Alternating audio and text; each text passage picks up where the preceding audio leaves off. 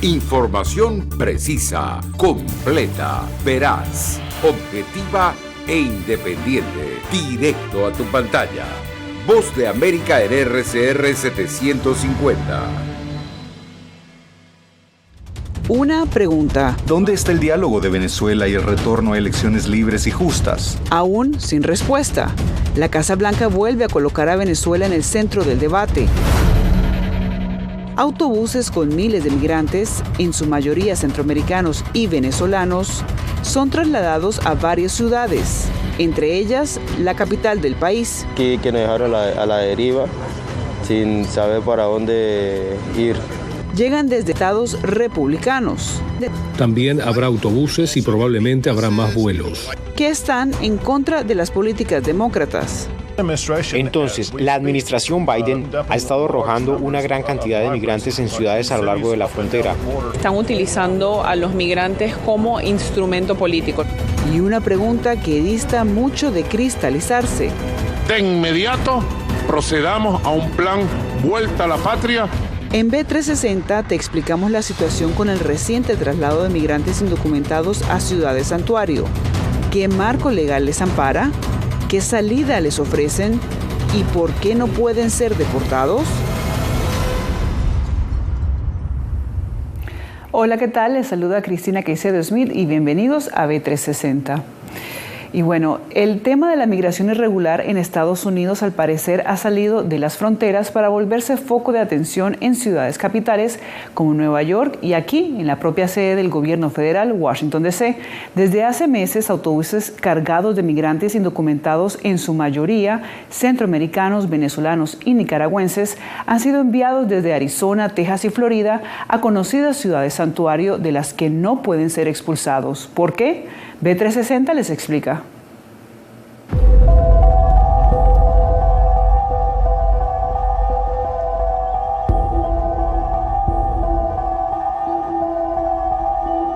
La migración irregular vuelve a ser noticia en la Casa Blanca. Recientemente, el presidente de los Estados Unidos, Joe Biden, sacó a colocación la situación de Nicaragua, Cuba y Venezuela en su discurso ante la plenaria de Naciones Unidas. De esta forma, la administración Biden pone en el tapete, una vez más, la situación política en estos tres países con los que Estados Unidos mantiene nulas relaciones diplomáticas. En Venezuela, donde años de presión política han sacado a más de 6 millones de personas de ese país, ¿dónde está el diálogo de Venezuela y el retorno a elecciones libres y justas? Mientras tanto, venezolanos, nicaragüenses y cubanos han sido noticia en las últimas semanas, dado el aumento de ciudadanos de estas nacionalidades que han cruzado la frontera sur de Estados Unidos. Y es que cuando apenas falta un trimestre para que termine el año, la patrulla fronteriza ha batido el número de arrestos en la frontera con México, superando por primera vez los 2 millones de personas detenidas tras cruzar el río Bravo.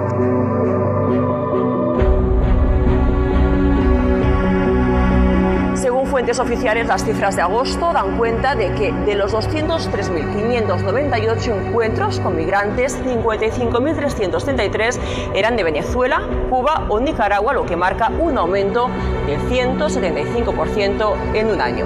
Que todos esos países tienen en común son regímenes que no están respetando y no le están dando una vida digna a sus propios pueblos. Los gobernadores republicanos han criticado al gobierno de Joe Biden por el aumento de la llegada de inmigrantes y han desplazado en autobuses a miles de ellos, la mayoría venezolanos, además, a ciudades como Nueva York o Washington D.C.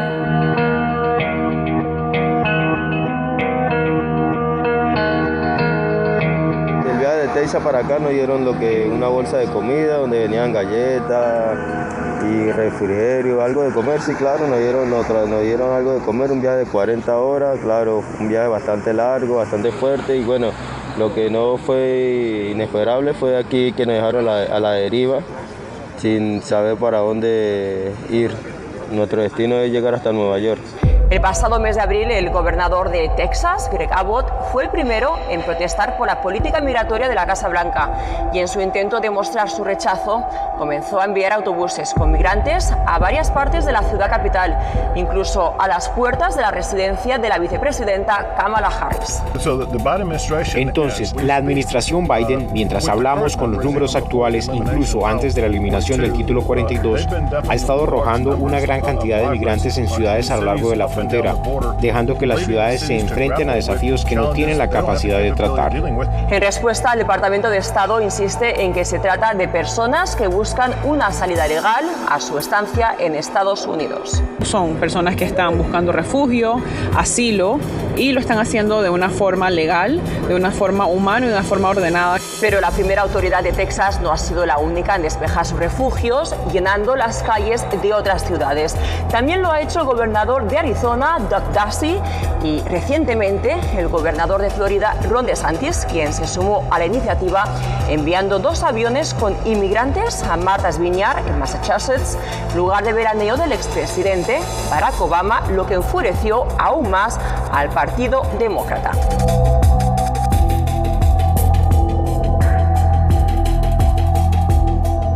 Así que han estado en Texas identificando a las personas que están tratando de venir a Florida y luego ofreciéndoles transporte gratuito a las jurisdicciones santuario.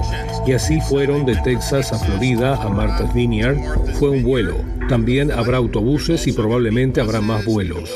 Y aquí salta una pregunta, y es que ¿qué tienen en común la ciudad de Nueva York, Washington en el Distrito de Columbia o la exclusiva isla Martha's Vineyard en Massachusetts? Pues que son jurisdicciones santuario. Una ciudad santuario da beneficios a los inmigrantes, y si hay gente que está indocumentado, no les va a parar y detener para llamar a inmigración. Una tendencia que ha ido creciendo con los años y que en la actualidad se calcula que aglutina cerca de 300 áreas metropolitanas, entre ellas Seattle, Los Ángeles, Miami, Detroit, Chicago y Houston. Y son lugares en los que decenas de migrantes han sido colocados formando parte de la más reciente disputa migratoria entre políticos republicanos y demócratas en Estados Unidos. Están utilizando a los migrantes como instrumento político. Sin embargo, más allá de la disputa entre partidos por razones migratorias, el aumento de personas procedentes de Venezuela, Nicaragua o Cuba, países con los que Estados Unidos no tiene relaciones diplomáticas, podría tener consecuencias prácticas, según especialistas en migración. No hay aviones directos de Estados Unidos a Venezuela, entonces para Estados Unidos detener a alguien y deportarles a esos países hay grandes obstáculos. Y lo que hace Estados Unidos es sí tiene que a veces deportar gente en sus países, pero lo hacen por medio de un tercer país.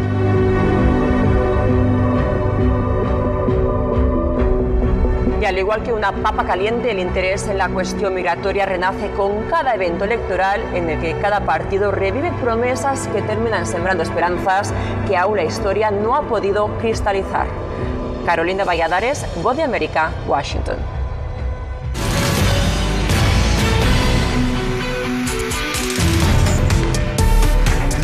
Gracias por continuar con B360. La migración venezolana es la más grande de América Latina, de acuerdo con la Organización de Estados Americanos y la plataforma R4B. Si bien los países como Colombia, Chile y Perú resaltan por ser los de mayor recepción de este colectivo, Aruba, una pequeña isla en el Mar Caribe, es el país con mayor cantidad de inmigrantes venezolanos por cada nacional.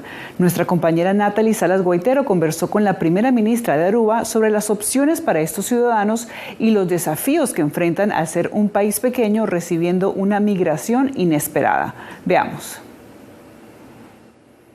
Quisiera hablar del punto de los migrantes venezolanos. Aruba, de hecho, según ACNUR, es el país que más venezolanos acoge por población, ¿no?, que tiene. ¿Cuál es la situación de estos ciudadanos en este momento? Bueno, la situación de Venezuela nos tiene muy preocupados y convivimos con los venezolanos. Aruba, en un día claro, se puede ver Venezuela, así de cerca es. Tenemos lazos familiares, económicos, culturales con Venezuela, siempre lo hemos tenido. En buenos tiempos, eran los venezolanos que compraban mucho en Aruba y nos ayudaban con la economía. Y ahora que la situación está difícil allá, nosotros hemos abierto los brazos y ayudar más tantas personas que podemos. En este momento calculamos que tenemos una población de personas que vinieron de Venezuela que son indocumentados de como 15% de la población de Aruba. Y eso es mucho, eso es un porcentaje muy alto. Hemos ayudado más tanto que podemos. Tenemos, los que están en Aruba, nadie muere de hambre, nadie duerme en la calle. Pues entonces la comunidad de Aruba ha absorbido este influx de migrantes. Pero tenemos nuestras preocupaciones porque lo que queremos es Aruba es conocido como One Happy Island. Y no lo es para todos. Entonces, en eso estamos enfocando, pero no lo podemos hacer solos. Solo con ayuda de demás países, de instancias o agencias de las Naciones Unidas podemos lograr eso. ¿No reciben financiamiento ustedes? ¿No reciben ayuda para este tipo de...? Sí, Holanda nos ha ayudado en el 2019 con una suma sustancial y hemos construido escuelas para poder acaparar a los niños venezolanos o darles una preparación para poder entrar en educación regular de Aruba, porque en Aruba las clases son en holandés, entonces cuando uno viene hablando español es difícil, pero hemos incorporado un sistema de educación que ayuda al niño que viene de Venezuela o que habla español para poder entrar en educación regular más pronto que sea posible. También hemos instituido un programa, un proyecto de vacunación antes del COVID ya, porque en Aruba tenemos un grado de vacunación muy alta, pero no en Venezuela. Y también refugios cuando sea necesario. Entonces, eso sí nos han ayudado, pero por lo demás no recibimos ningún financiamiento de las Naciones Unidas, porque somos parte del reino holandés y Holanda es considerado un país donante a las Naciones Unidas. Aruba no es tan rico como Holanda, pero aún así todavía no llegamos a los fondos. Para finalizar, ministra, la frontera entre Aruba y Venezuela todavía no está abierta. ¿Hay avance en esta negociación? ¿Pudo usted reunirse de repente con la delegación venezolana aquí? No, la delegación venezolana no en todo, pero sí me encontré con el viceministro de Latinoamérica y el Caribe y vamos a continuar las negociaciones. Aruba ha dicho, estamos dispuestos a reabrir las fronteras, pero tenemos que hacer unas palabraciones muy concretas, porque tiene que ser en forma seguro y responsable. Y todavía no estamos en eso, pero estamos en la mesa de negociaciones para poder llegar a la reapertura, como dije, segura y responsable. Tras 7 años, la frontera colombo-venezolana se reabre. Fue en 2015 cuando el presidente venezolano Nicolás Maduro ordenó el cierre de los pasos fronterizos, argumentando la lucha contra delitos de contrabando. Si bien la medida tendría una duración de horas, en un principio, fue extendiéndose a días, meses y finalmente años. Con la reapertura, algunos residentes de la zona se sienten optimistas, sobre todo por el reinicio de las relaciones comerciales y educativas y económicas entre ambos países. Sin embargo, expertos señalan que el proceso será largo y que todavía quedan muchos detalles por organizar. ¿Qué pasa en la frontera y cuáles son los pasos futuros? Veamos. A la expectativa, aunque con optimismo y precaución, miran algunos residentes de la zona fronteriza la reapertura del paso comercial y vehicular entre Colombia y Venezuela. Luego de 7 años de cierre por decisión de Miraflores, muchos son los que anhelaban que todo regresara a la normalidad durante el periodo de las nulas relaciones comerciales, incluso con prohibición de paso peatonal. Una gran cantidad de personas perdieron su empleo y los venezolanos dejaron de comprar en los comercios del lugar.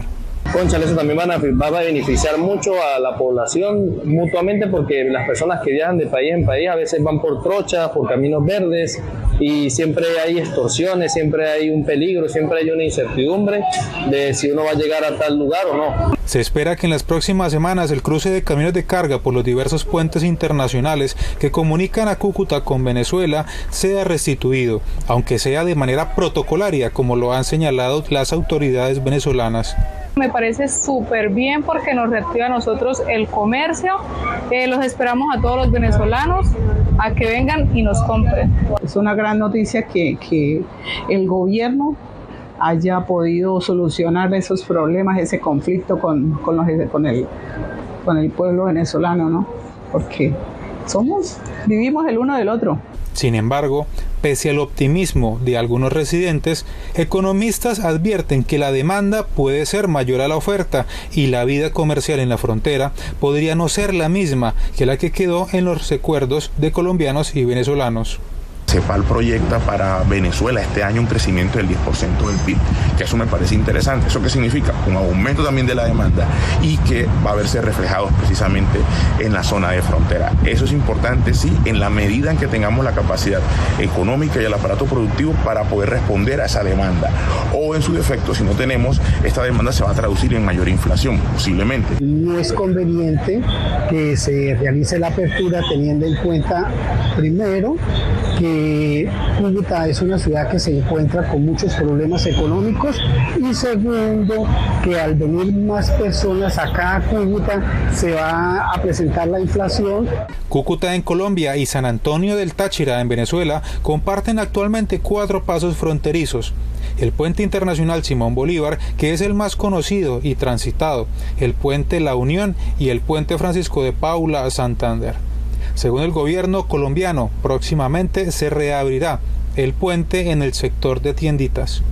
Poder normalizar su situación cotidiana y hacer de esos puentes y del hecho de estar en la frontera la palanca mayor de la prosperidad económica y del bienestar general. Le envío al presidente Gustavo Petro el agradecimiento de más de 30 millones de venezolanos y venezolanas por este paso inmenso que hemos dado para restituir las relaciones de hermandad, de unión, de cooperación, de complementariedad entre nuestros pueblos. Según la DIAN, la Dirección de Impuestos y Aduanas Nacionales de Colombia, en el año 2013, las exportaciones de Colombia a Venezuela representaron $1.000 millones. En la actualidad, a causa del cierre de fronteras, las cifras están en 0. Hugo Echeverry, Voz de América, Cúcuta, Colombia.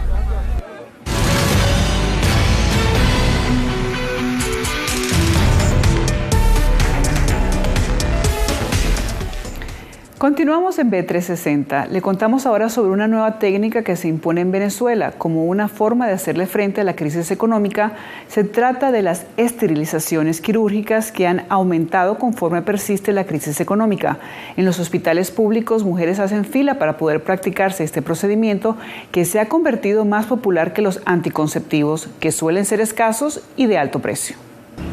Con 2 niños que atender, un trabajo a tiempo completo y labores extra para ganar lo suficiente para mantenerse económicamente en Venezuela, Teidy Rojas decidió practicarse una esterilización quirúrgica. La crisis me impulsó a hacer eso porque para traer un bebé al mundo tienes que tener o darle una buena calidad de vida, pues. Y ya tener ya más de 3 ya es bastante. Pues. En el mismo centro hospitalario donde Teidy, de 33 años, se esterilizó, otras 20 mujeres hacían fila junto a ella, todas, según cuenta, llevadas por la misma preocupación. Los elevados costos de la leche, los pañales, toallitas húmedas, la ropa. La esterilización quirúrgica es el principal método al que recurren las mujeres de entre 15 y 49 años para dejar de tener hijos, según la encuesta de condiciones de vida elaborada por la Universidad Católica Andrés Bello de Caracas. 27% de las consultadas en el año 2021 dijeron haberse sometido a esta cirugía, mientras que 22% respondió que seguía tomando la píldora. Me quiero esterilizar porque se me ha hecho muy difícil, pues. Porque ya no puedo tener más bebés, no quiero, o sea, ahorita la situación del país, no puedo con los recursos, pues. En hospitales públicos de Venezuela hay listas de espera para esta cirugía. Si me preguntas, sí lo estoy viendo ahorita con mucha más frecuencia que en los inicios de, obviamente, mi carrera profesional. Las listas son largas porque mucha gente se quiere esterilizar. En el Centro de Salud Público donde trabaja la ginecóloga Ana Vera, este año 50 mujeres se han ligado las trompas, en especial las madres de bajos recursos. Estos estratos justamente están buscando la manera de tener 2 hijos y no más. O sea, las mujeres están tomando conciencia de que obviamente la maternidad no solamente es un evento fácil o sencillo, sino que además no podemos traer tanta gente al mundo porque ¿cómo hacemos para criarlos, para educarlos, para darles salud, para vestirlos, para alimentarlos, etcétera? Para comprar una lata de fórmula láctea para bebés, en Venezuela se necesitan 20 días de trabajo con salario mínimo. La situación no está para tener más bebés. Ellos pasan mucho trabajo, tanto uno como ella. Por ello y por las dificultades que ha atravesado para garantizar los cuidados de su hijo nacido prematuramente, Lismari está decidida a esterilizarse. Hay que esperar a que se enferme para llevarlo, el resto no los llevo. Si se enferma los llevo, si no, no. Porque no tengo que pagar $30, $40 mensual. Él lo refieren a cardiólogo, otorrino, terapias infantiles, todas esas cosas por ser un niño prematuro, 7 meses. En Venezuela, la tasa de fecundidad hasta la década de los 80 fue de 4 hijos. En la actualidad es de 2,33, según datos del Banco Mundial. Adriana Núñez Rabascal, Voz de América, Caracas.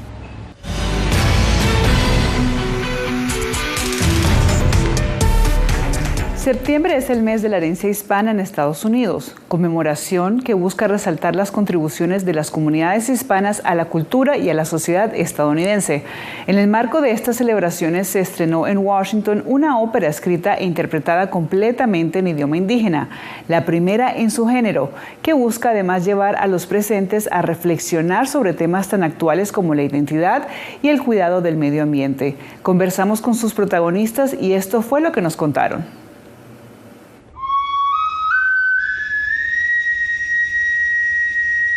Ñemonguetá, que en guaraní significa conversación, es una obra lírica en 3 actos que recrea una conversación imaginaria entre un indígena guaraní y Cristóbal Colón. Interpretada completamente en guaraní, lengua indígena precolombina que además es idioma oficial de Paraguay, relata la vida antes de la llegada de Colón y el impacto de la colonización. Habla mucho de la naturaleza, de la ecología, de la basura, de los ríos sucios, de los incendios forestales, y también habla mucho de la identidad, de cómo era la identidad indígena. Escrita originalmente como un poema en 1992 por el poeta paraguayo recientemente fallecido Modesto Escobar Aquino, fue adaptada por el compositor y director orquestal Diego Sánchez Haase. La obra explora temas tan actuales como el cuidado del medio ambiente y la conexión de las culturas ancestrales y la naturaleza. Justamente su título es Conversación. Me parece que es una obra que, si logra que se despierte conversaciones acerca de todos estos temas, logra su cometido. Y me parece que estamos en un momento en la historia de la humanidad que necesitamos esas conversaciones. La profundidad de los temas y la riqueza dramática hacen de Ñemonguetá una obra única. Sus promotores relatan las particularidades de esta ópera que se ha ganado la ovación del público y de la crítica especializada.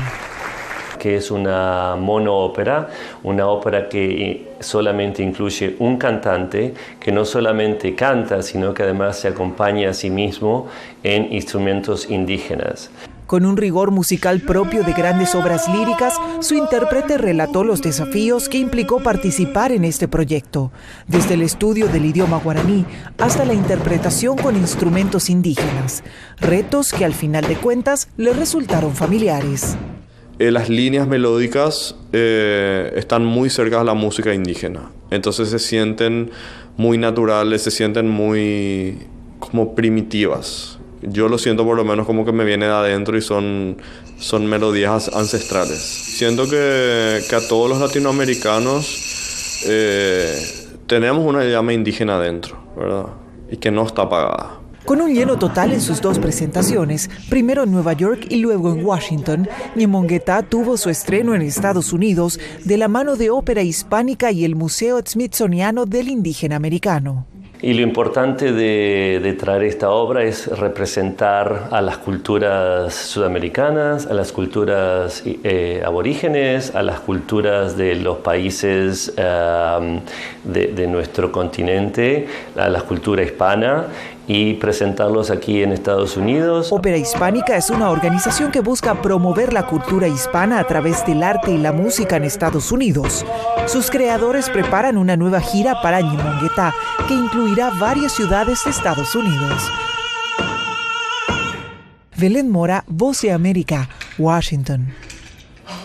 Hasta aquí B360. Les saludó Cristina Caicedo Smith. Radio Caracas Radio presentó Voz de América.